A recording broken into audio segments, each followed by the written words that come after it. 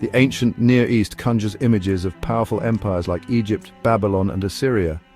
These civilizations left behind monumental architecture, intricate writings, and tales of conquest, yet, nestled among these giants lay a kingdom shrouded in mystery, Mitanni. The Mitanni kingdom, though less known, played a crucial role in the intricate web of ancient Near Eastern politics.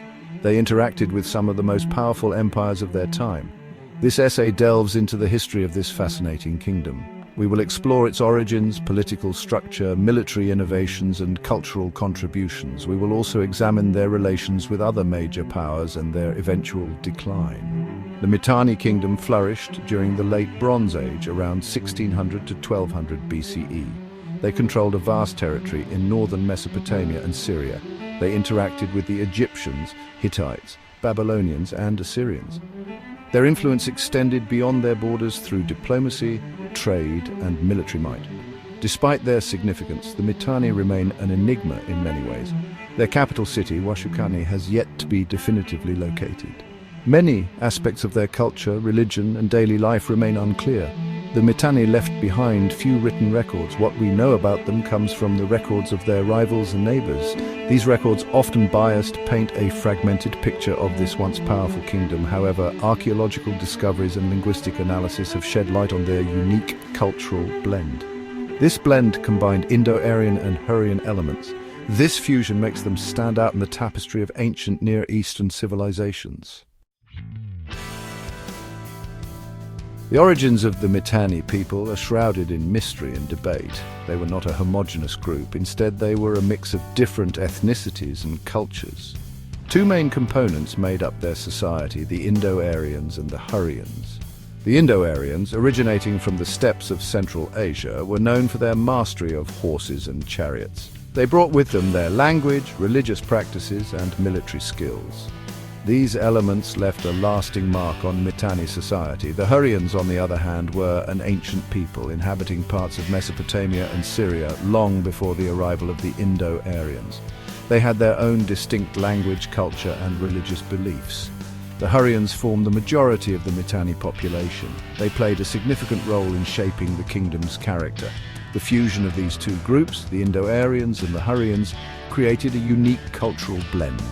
This blend is evident in their language, religion, and social customs. For instance, the names of Mitanni kings and deities often reflect Indo-Aryan origins. Their mastery of chariot warfare, a hallmark of Indo-Aryan military prowess, further highlights this influence. However, the Hurrian element remained strong. The Hurrian language was widely spoken. Many of their religious practices, particularly the worship of goddesses like Hebat and Shaushka, were integrated into the Mitanni pantheon. This fusion of Indo-Aryan and Hurrian elements makes Mitanni a fascinating case study. It exemplifies the cultural exchange and syncretism that characterized the ancient Near East. The heart of the Mitanni kingdom was Washukani. Its location remains a tantalizing mystery for archaeologists. Despite decades of research and exploration, the exact whereabouts of this royal city remain unknown. Ancient texts mention Washukani as a grand and prosperous city. It served as the nerve center of the Mitanni Empire. From here, the kings ruled their vast territory, commanded their armies, and conducted diplomatic relations with foreign powers. The difficulty in locating Washukani stems partly from the lack of extensive Mitanni written records. Unlike the Egyptians or the Hittites, who left behind detailed accounts of their cities and monuments, the Mitanni left a relatively sparse textual legacy. However, clues from Hittite and Assyrian sources, who were often at odds with the Mitanni, provide some hints. These texts suggest that Washukani was located in northern Mesopotamia, possibly along the headwaters of the Kabul River. This region, with its fertile lands and strategic location, would have been an ideal place for a powerful kingdom. The search for Washukani continues to captivate archaeologists. Its discovery would be a major breakthrough in our understanding of the Mitanni kingdom. It would unveil the secrets of their architecture, urban planning, and daily life. The absence of a definitive location only adds to the mystique surrounding this lost capital. It fuels the imagination of scholars and enthusiasts alike. The Mitanni kingdom, like many empires of its time, was not a monolithic entity. It was a complex network of power.